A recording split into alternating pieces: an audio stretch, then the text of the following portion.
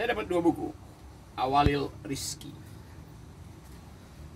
buku tentang ekonomi, tapi dengan akibat politis. Karena ditulis dengan ketajaman metodologi. Dan ilmu ekonomi itu adalah proyeksi dari rasionalitas pikiran manusia. Mudah dipahami kalau kita berpikir rasional. Ini buku ditulis dengan cara yang sangat dingin, tapi dengan akibat yang sangat panas, memanaskan muka pemerintah. Karena setiap hari Awalil mengevaluasi kebijakan dengan peralatan berpikir kritis. Data sudah bicara, tanpa ideologi data bisa kasih kritis dengan cara dia sendiri. Jadi teman-teman, bacalah buku ini. Ini adalah kronologi dari problem ekonomi Indonesia. Dan ingat bahwa ilmu ekonomi juga ada ilmu sosial, karena itu dia punya fungsi untuk menghubungkan kepentingan individu dan kepentingan masyarakat. Nah, di situ kita mesti belajar bahwa ekonomi juga punya sejarah. Belajar sejarah ekonomi artinya belajar masa depan Indonesia. Dengan kata lain, kita pastikan bahwa Awalil akan terus menulis secara metodologi dengan akibat yang politis. Begitulah kebijakan politik, kebijakan publik harus dianalisis. Ini cara menganalisis dengan akal sehat. Yes, silahkan membaca.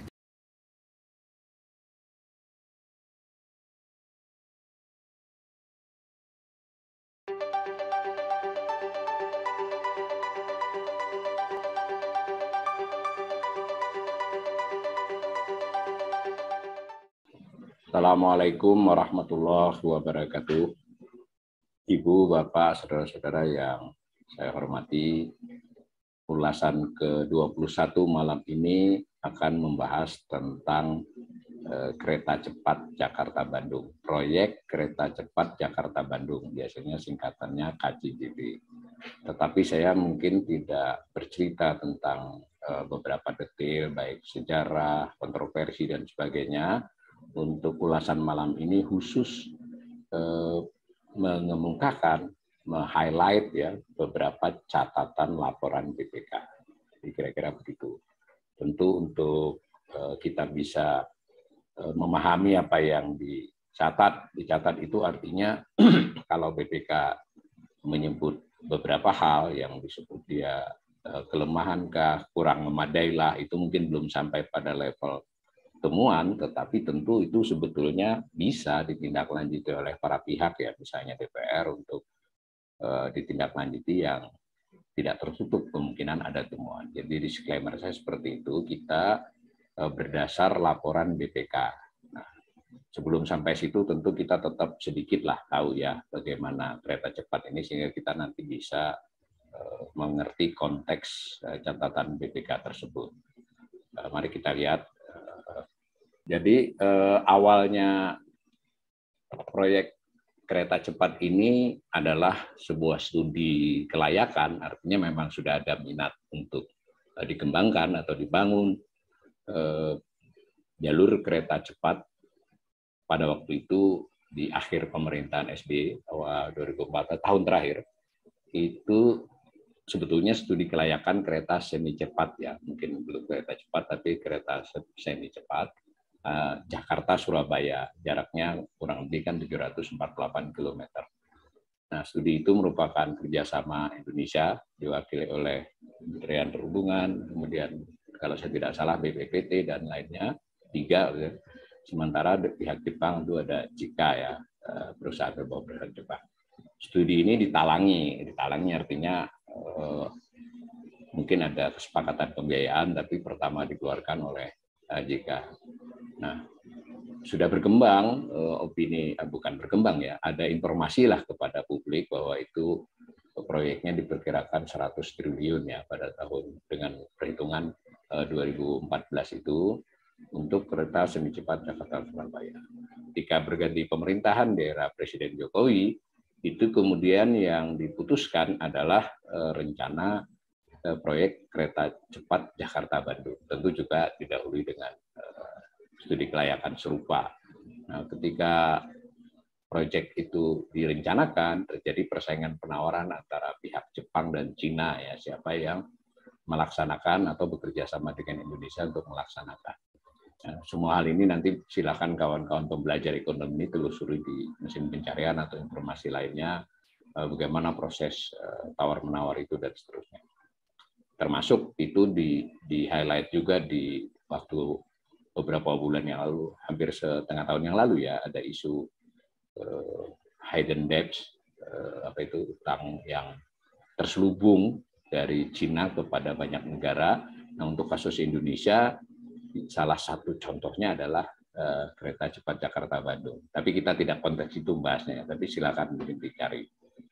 Nah, lalu diputuskanlah bahwa proyek akan dilaksanakan oleh usaha patungan. Kereta dilaksanakan oleh PT Kereta Cepat Indonesia Cina, KCIC, yang merupakan patungan antara konsorsium 4 BUMN dengan konsorsium Cina. Konsorsium BUMN itu diwakili oleh suatu PT, namanya PT Sinergi Indonesia, perusahaan Sinergi BUMN Indonesia. Nah, PSBI ini, bukan perusahaan, Pilar Sinergi BUMN Indonesia. PSBI itu terdiri dari 4 BUMN. Nah, konsorsium BUMN ini di dalam PT ya, di dalam PT KCIC itu. Nanti PT KCIC ini yang punya proyek kereta cepat Jakarta-Bandung. Tentu tidak tertutup kemungkinan semula ya, nanti ada proyek-proyek lain oleh PT KCIC. Tapi sementara KCIC ini satu-satunya proyeknya adalah kereta cepat Jakarta-Bandung. Nah, di PT KCIC itu 40% modal itu dari aktanya 40 berapa persen ini ya? BUMN 40%, kemudian si Jepang 60%. Nah, di si BUMN ini sendiri, masing-masing dari 4 BUMN tersebut itu memiliki porsi masing-masing. Kira-kira begitu ya. Jadi latar belakangnya ada proyek kereta cepat Jakarta-Bandung yang dilaksanakan oleh PT Kereta Cepat Indonesia Cina, KCIC. Lalu KCIC sendiri adalah patungan dari konsorsium BUMN yang diwakili oleh PT PSBI, terdiri dari 4 BUMN, sementara si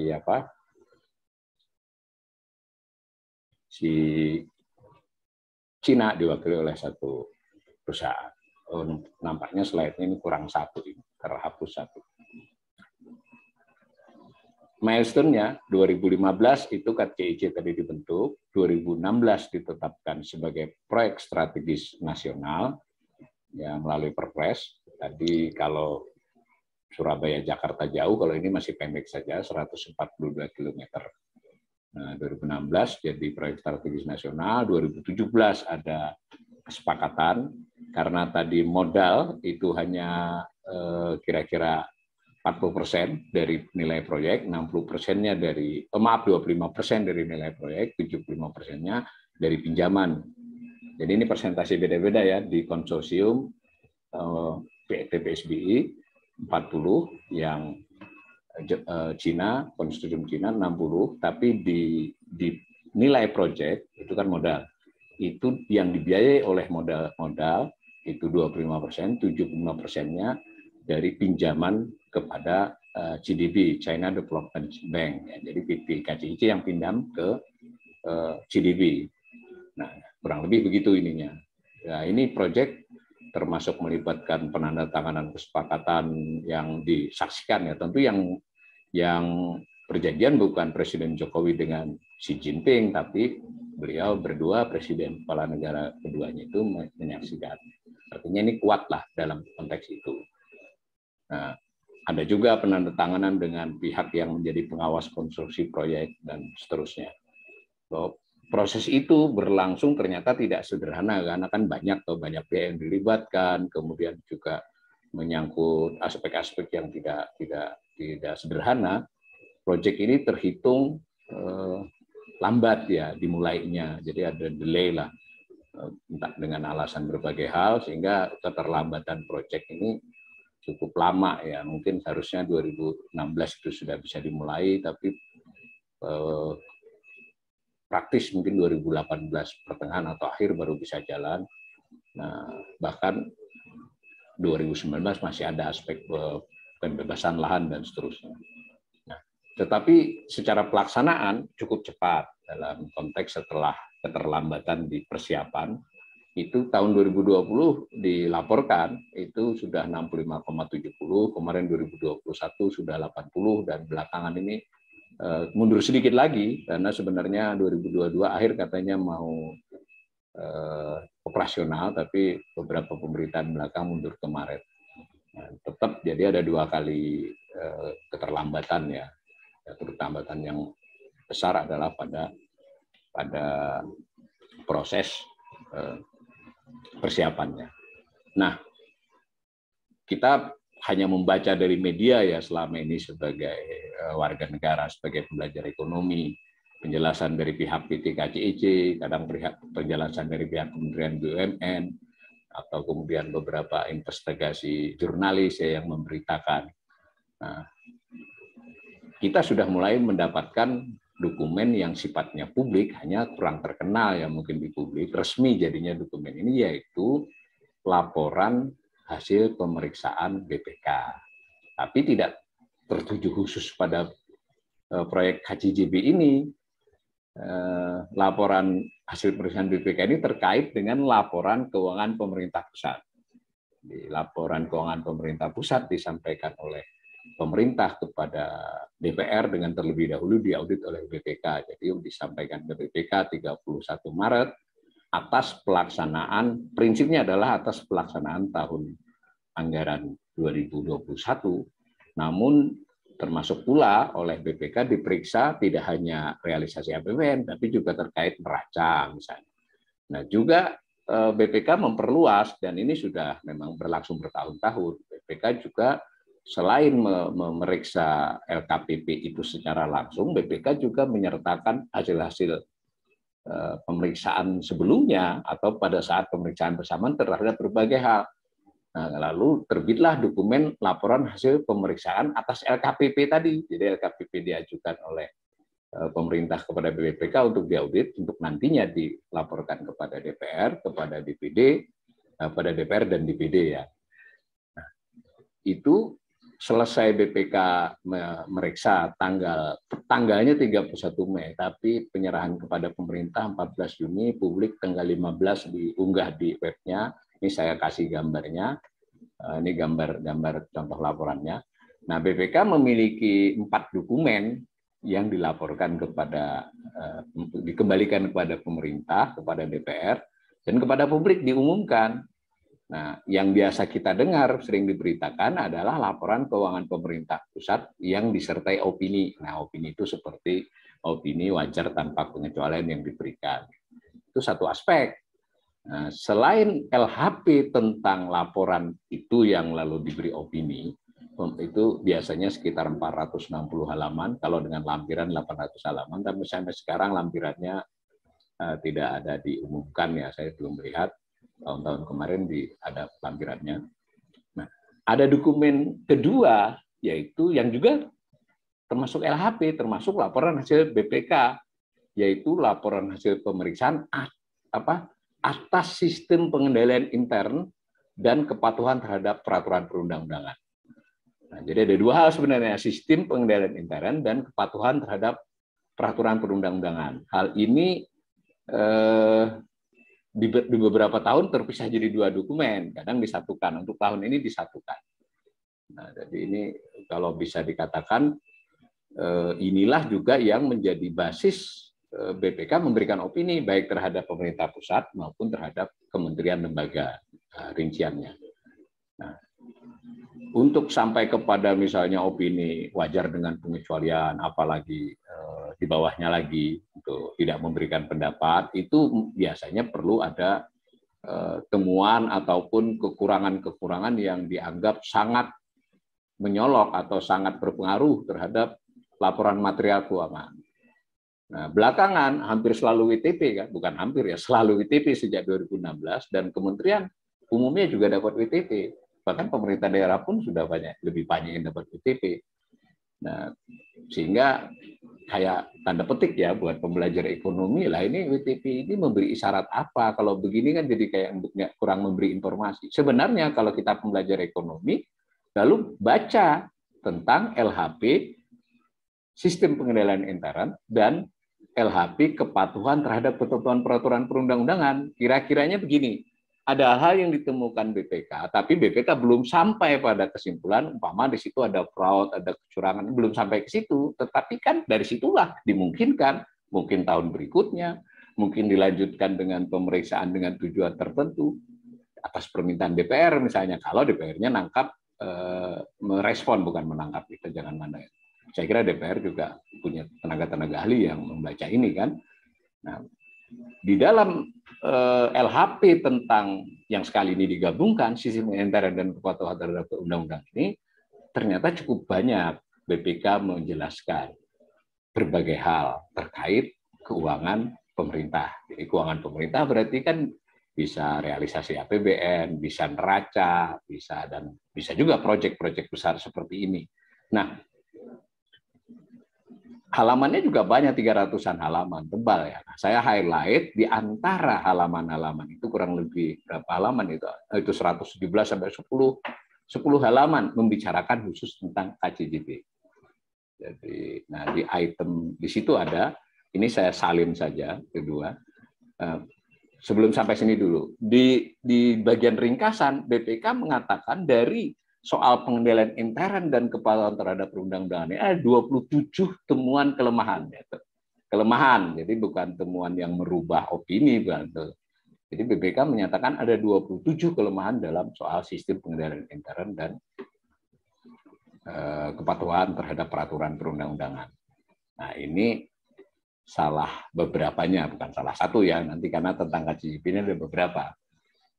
Kira-kira bagian yang di-highlight lah oleh BPK ini bermasalah atau setidak-tidaknya tidak memadai atau seterusnya, nanti kita baca kalimatnya terkait dengan soal kepatuhan perundang-undangan atau sistem pengendalian SPI-nya. Nah, di situ disebutkan salah satu yang disoroti oleh BPK dalam pelaksanaan tahun 2021 terdapat, kata BPK, perubahan skema pendanaan proyek kereta cepat Jakarta-Bandung yang menimbulkan kewajiban bagi pemerintah memberi PMN. PMN itu penyertaan modal negara kepada PT Kereta Api Indonesia KAI sebesar 4,3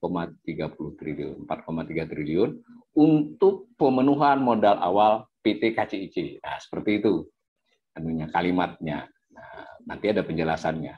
Nah, dari penjelasan antara lain, itu BPK menilai perencanaan proyek KCJB itu kurang memadai. Di perencanaan proyeknya menurut BPK kurang memadai. Kalau perencanaan berarti kan jauh ke belakang tuh. Nah, mengakibatkan terjadi perubahan skema pendanaan.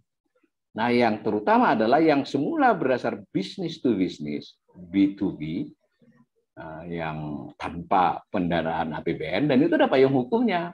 Pada waktu proyek itu mau dimulai, ada Perpres nomor 107 tahun 2015 yang antara lain mengatakan itu tidak memakai dana APBN, proyek KCJB itu B2B. Nah, tetapi akhir tahun lalu dikeluarkan Perpres baru, yaitu Perpres nomor 93 tahun 2001 yang membuat proyek KCJB bisa memakai APBN. Dari sisi ini mungkin kita sudah mulai bisa melihat ya bahwa pemberitaan, analisis itu sudah mendahului, tapi aspek hukum memang diselesaikan. Tentu ini kita bisa paham ya, karena memang pengelolaan keuangan negara itu sering begitu, ada tidak persis sesuai urut-urutan biasa karena prosesnya panjang. Yang jelas ada payung hukumnya untuk memakai APBN melalui Perpres baru ini. Jadi ini BPK-nya menyebut terjadi perubahan, tapi judul di atasnya berarti pemerintah ini waktu merencanakan kurang memadai. Kalau di pemberitaan, ya ini dulu katanya mau tidak pakai APBN, kok sekarang pakai APBN, kira-kira begitu. Jadi dibenarkan oleh BPK ya, isu itu kan.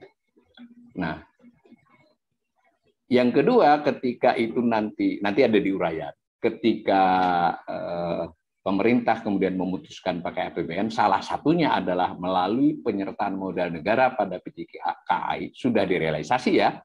Jangan confuse dengan berita yang sekarang di highlight media, yang sekarang ini bicara APBN 2023 yang ditolak oleh fraksi PKS itu. 2023 itu loh, masih tahun depan. Yang ini sudah terjadi 4,3 triliun itu nanti di penjelasan ada langkahnya, kemudian diperingatkan juga oleh BPK bahwa itu belum di-follow up hingga laporan ini, hingga April waktu itu. Nah, yang penting lagi yang saya garis merah tuh dari BPK juga, akibat perubahan-perubahan itu tidak hanya sekedar soal penyertaan modal, ternyata BPK mengatakan ada risiko kontingensi pemerintah atas potensi cost overrun. Jadi kontingensi itu ya sederhananya biaya tidak terduga begitu ya. Kontingensinya meningkat risikonya.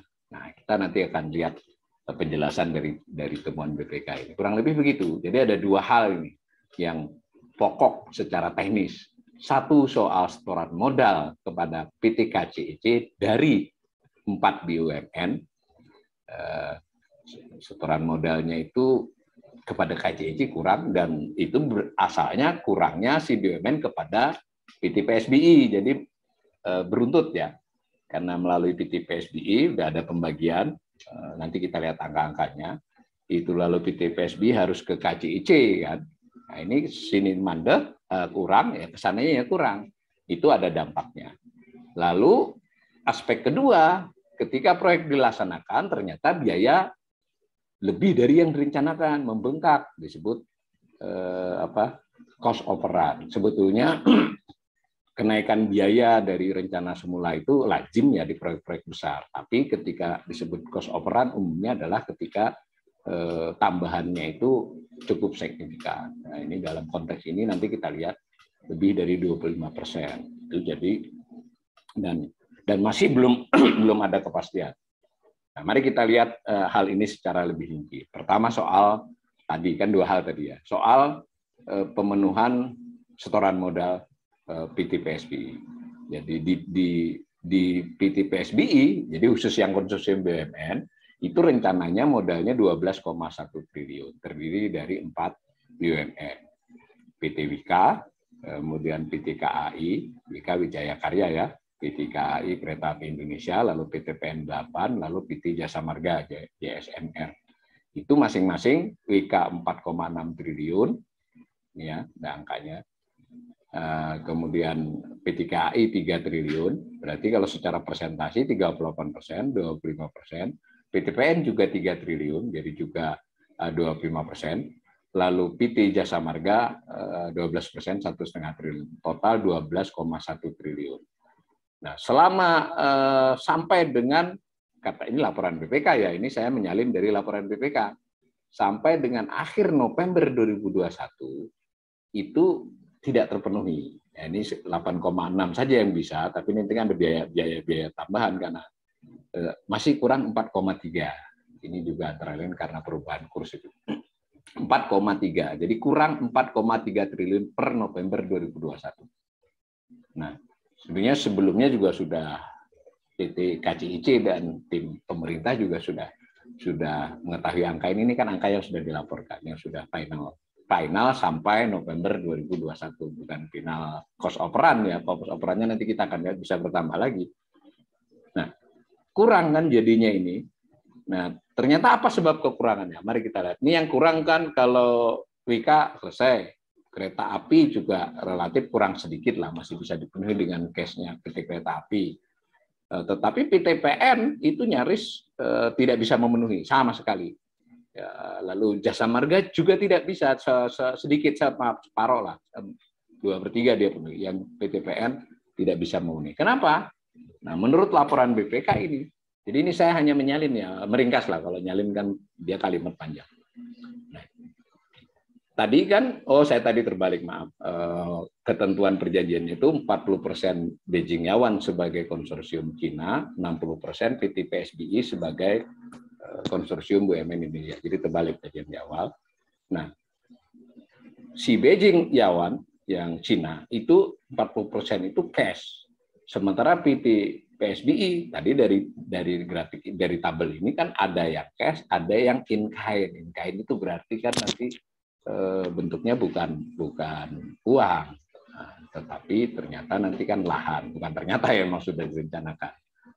Nah, ini penjelasan ulang yang di atas tadi, PT PSBI 60%, Cina, Beijing Yawan ini 40%. Nah, lalu proyek keseluruhan tuh nilainya adalah 6,7 miliar, 6,7 miliar itu ya berarti berapa itu? Sekitar 90 triliun, kurang sedikit, 88 triliun atau berapa ya. Nah, itu akan dipenuhi oleh kedua-duanya atas modalnya itu sebesar 1,5 miliar, yang 4,5 miliarnya pinjaman dari GDP. Nah, pinjaman dari GDP ini tenornya 40 tahun dan grace periodnya 10 tahun. Jadi mulai nyicilnya di tahun ke-11. Konon, ini konon ya, karena BPK tidak dari BPK ini, dari bacaan saya terhadap beberapa analisis, ini salah satu yang dulu memenangkan Cina atas tawaran Jepang, karena tenornya lebih panjang, grace periodnya panjang, meskipun berbunga lebih tinggi. Sementara Jepang antara lain menawarkan tenor yang lebih pendek dan grace period yang lebih pendek. Konon begitu, nanti silakan kita cek, belajar bersama-sama tentang itu. Nah, informasi kenapa dimenangkan secara teknis kepada Cina, termasuk juga penawaran 6,07 ini juga dianggap lebih baik dari penawaran Jepang, kurang lebih begitu. Nah, kemudian kenapa tadi tidak bisa si BUMN terhadap PT PSBI dulu ya, karena dia tidak bisa menyetor kepada PT PSBI, berarti PT PSBI juga kurang kepada KCJ. Dua yang tadi kita lihat, PT Jasa Marga, karena rencananya Jasa Marga ini berupa in-kind kan, berupa lahan ya, tanah yang untuk dijadikan perhitungan modal.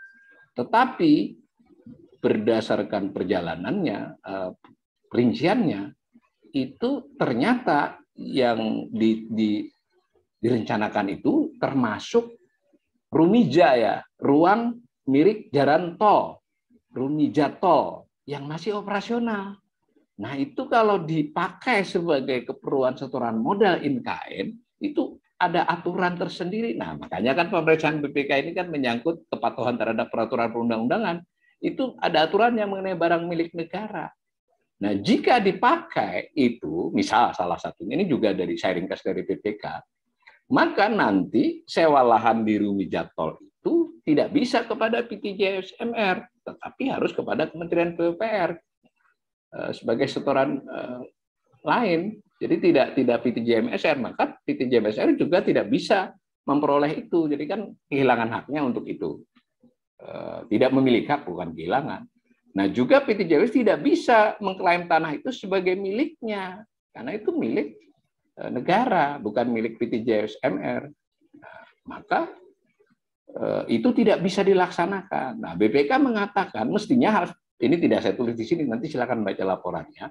Ya seperti itu kan perkara yang, ya tanda petik kalau buat bahasa saya, ya nggak mungkin tidak tahu lah. Jadi ini bagaimana menawarkan sesuatu yang sudah jelas akan melanggar peraturan perundang-undangan dan tidak bisa disiasati karena itu peraturannya ketat yang bagian itu. Jadi berarti kan PT JMSR ini sejak awal memang tidak akan bisa memenuhi karena aturan. Sementara cash flow-nya PT JMSR tidak memungkinkan untuk menyetor senilai sampai 3 triliun itu. Nah, sedangkan PT PN meskipun tidak seluruhnya, PT JSMR ini seluruhnya. Si PT PN ini salah satu setorannya juga in-kind yang berupa pemanfaatan tanah juga yang akan dilewati alur jalur KCJB. Nah, ditambah pemanfaatan lahan Walini nama sebuah daerah yang jadi TOD ya, Transit Oriented Development ya, jadi TOD. Nah, ternyata kedudukan TOD Walini ini kondisional dan tidak wajib atau tidak pasti masuk dalam ruang lingkup proyek. Tidak bisa juga dilaksanakan. Nah, ini dari BPK loh ya. Nah, akibatnya tadi kurang lah. Nah, ini gambarnya, gambar kekurangan. Oh maaf, ini lain, masih kembali ke sini saja. Nah, akibatnya kekurangan 4,3 tadi dan berlarut itu tidak bisa diselesaikan dua ini, lalu pemerintah memutuskan diambil alih oleh APBN. Kan ini kalau PT JSMR, PT KAI, dan lain-lain sebagai BUMN, itu kan tidak dianggap cash flow-nya BUMN. Kan? Nah, maka pemerintah memutuskan untuk melakukan penyertaan modal negara pada PT KAI sebesar kekurangan itu. Jadi, dilaksanakanlah penyertaan modal negara agar PT KAI bisa menyetor kekurangan itu. Tapi dengan sendirinya yang ini berubah karena KAI kan kalau dia tambah lagi 4,3 dia paling besar. Nah, karena itu PT KAI sudah direalisasikan menerima penyertaan modal negara yang dia diperuntukkan untuk setor modal kepada PT PSBI, kepada KCIC. Nah, kurang lebih begitu ya. Nah, maka akan terjadi perubahan struktur modal, maka pemimpin konsorsium tidak lagi WK, tetapi PT KAI. Itu tadi yang dikritik oleh BPK. Ternyata itu juga duit sudah direalisasikan, tetapi belum ada RUPS yang setidaknya sampai April ya, nggak tahu ini bulan-bulan ini, yang membuat PT KAI menjadi pemimpin proyek. Itu bukan perkara sederhana ya, karena ada hal-hal yang teknis di balik itu. Nah, kurang lebih begitu. Jadi sudah memakai PMN, BUMN kepada PT KAI yang jelas-jelas dipakai untuk proyek kereta api cepat. Nah, itu satu hal. Hal kedua adalah tadi biaya ternyata membengkak. Ini rinciannya. Dari 6,07 triliun, 7 miliar dolar, ini dolar ya, 6.071 juta dolar. Ya kurang lebih berapa itu? Kurang lebih 90 kurang sedikit ya. Kalau pakai 15.000 ya 90, kalau kemarin kan pakai 14,5. Nah, membengkak menjadi, ini per November 2001, menjadi 7,74. Maka ada tambahan 1,68 miliar dolar. Nah, ini yang menarik apa? Rinciannya. Jadi ini berarti kan ada kekurangan sudah. Apa sih yang membuat membengkak secara laporan keuangan ini dari BPK ya, BPK meresumnya. Kalau dari berita-berita saya kira beberapa kawan sudah dalam 1 tahun, 2 tahun ini bahkan sudah banyak dibicarakan. Lalu ada soal EPC ya, EPC ini ya apa namanya, biaya yang utama lah ya, biaya berbagai hal terkait dengan bahan-bahan proyek, proses proyek dan seterusnya. Ibaratnya itu operasionalnya bahan-bahan yang diperlukan untuk jalannya proyek tersebut. Nah, itu meningkat 583 juta dolar.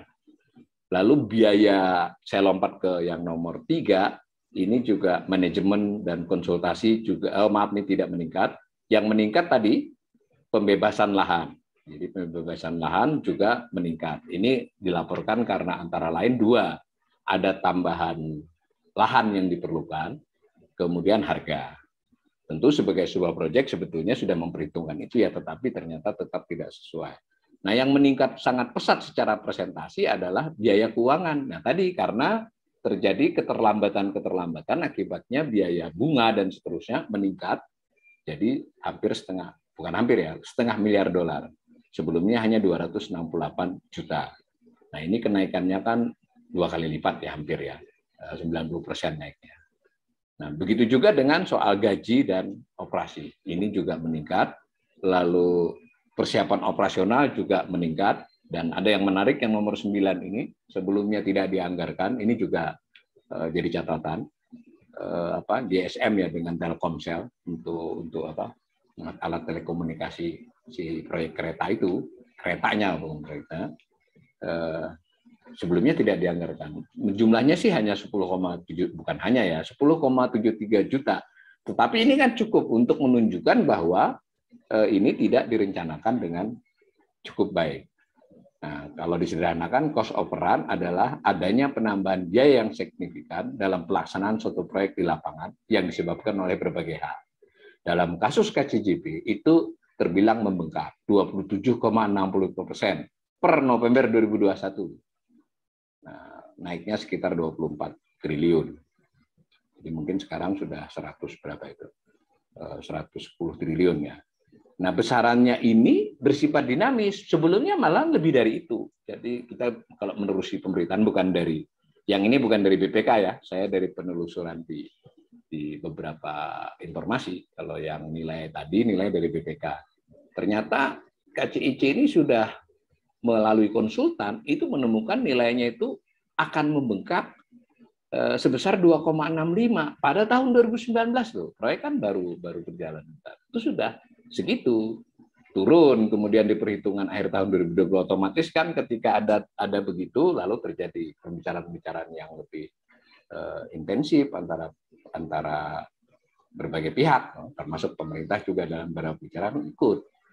Nah, turun jadi 1,98. Nah, ketika dibicarakan lagi, bahkan direview oleh BPKP ikut mereview, tapi tidak terhadap seluruh proyek ya, terhadap EPC terutama dilakukan, itu akhirnya dapat angka 1,68 tadi. Nah, tapi beberapa hari ini, beberapa minggu ini, PT KCIC mengatakan, kelihatannya kan ada tambahan lagi.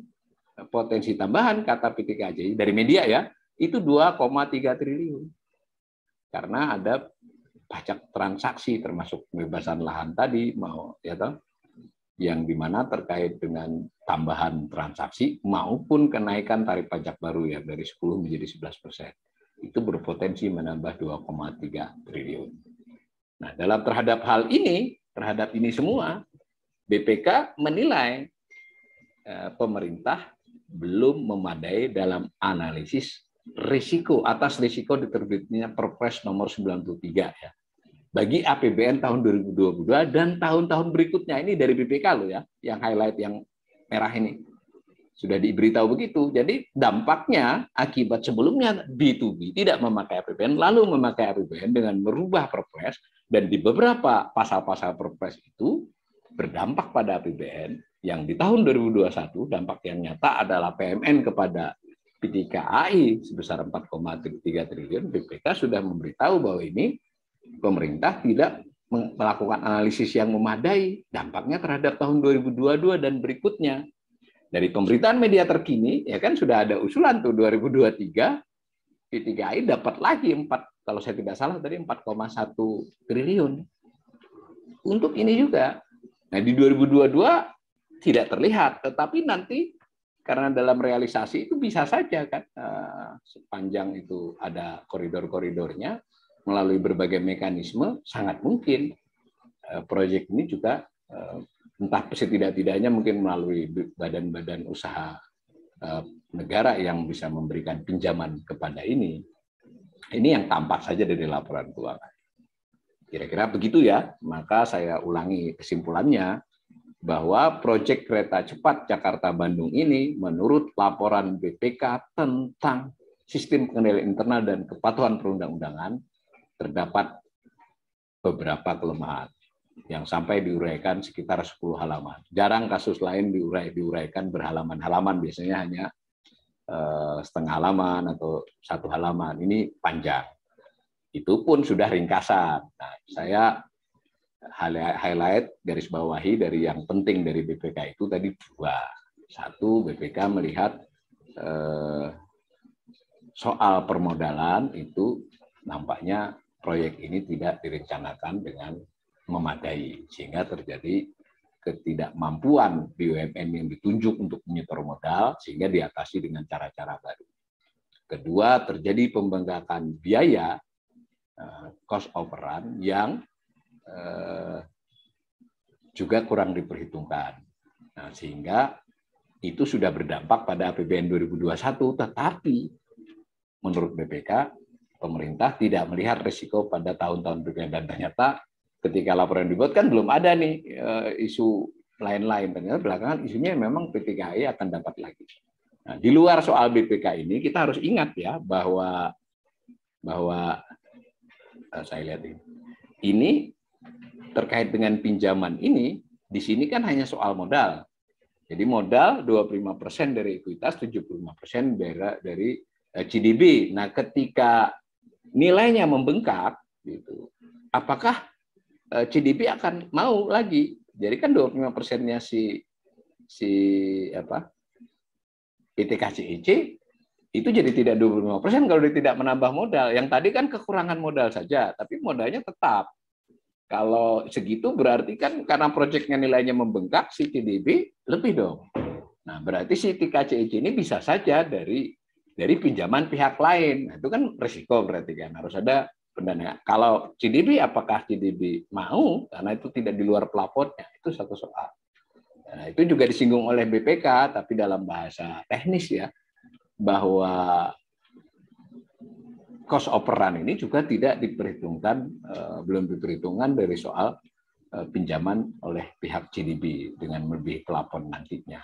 Nah, maka dari kedua hal itu, nah, kita merasa memang proyek KJDB ini mestinya, kalau saya sebagai belajar ekonomi, ulasan BPK ini mestinya ditindaklanjuti dengan ya, DPR misalnya meminta kepada BPK untuk melakukan pemeriksaan dengan tujuan tertentu. Jadi khusus ya di titik. Nah, dari itu bagaimana nanti dibicarakan kepada para pihak, dan saya kira publik sangat berhak mengetahui ya, berhak mengetahui bagaimana prosesnya, bagaimana perhitungannya. Nah, kita hanya dapat bocoran-bocoran di media yang kadang tidak utuh ya. Nah, ini belum masuk kepada tema-tema di luar. BPK nggak mau tentu membicarakan itu, yang dalam rancangan proyek awalnya saja itu nanti kembali modal 40 tahun kan, break even-nya. Kalau membengkak itu berapa lama dan seterusnya. Nah, mudah-mudahan penjelasan saya ini, meskipun tentu saya tidak cukup menguasai untuk masuk kepada detail proyeknya, bisa membawa kita bersama-sama sebagai pembelajar ekonomi, sebagai warga negara Indonesia, tertarik kepada tema ini untuk ikut mendalaminya,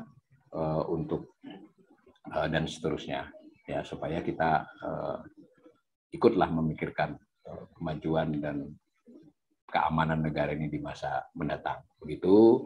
Mudah-mudahan ada manfaatnya. Assalamualaikum warahmatullahi wabarakatuh.